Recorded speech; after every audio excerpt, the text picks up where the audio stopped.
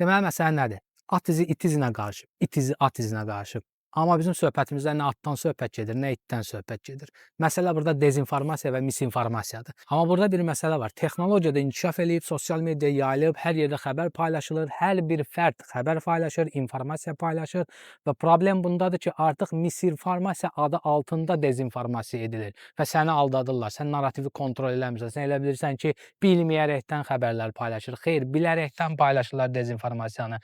Əslində biz EP fayllarından da baxanda bunu görürük. EP faylının adını tam demirəm, onsuz da hamımız bilirik hansı fayllardan danışıram. EP fayllarında da şəkillər çıxır, yazılar çıxır, məktublar çıxır, amma bu o demək deyil hamısı o fayllara aiddir. Bəzən elə olur, başqa illərdə baş vermiş hadisələr olur, ona aparıb yapışdırırlar və sənin narrativini kontrol eləyirlər.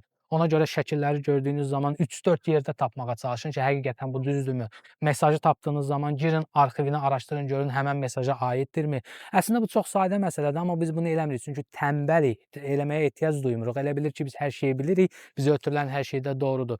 Məsələn, EP fayllarında deyir ki, bir ölkədə filan qədər insanlar oğurlanıb və o həmən faylı qoyub paylaşırlar. Həmən faylı paylaşırlar və orada faylda yazır ki, oğurlanıb. Amma paylaşan adam statusunda yazır ki, həmən ölkə öz vətəndaşını satıb.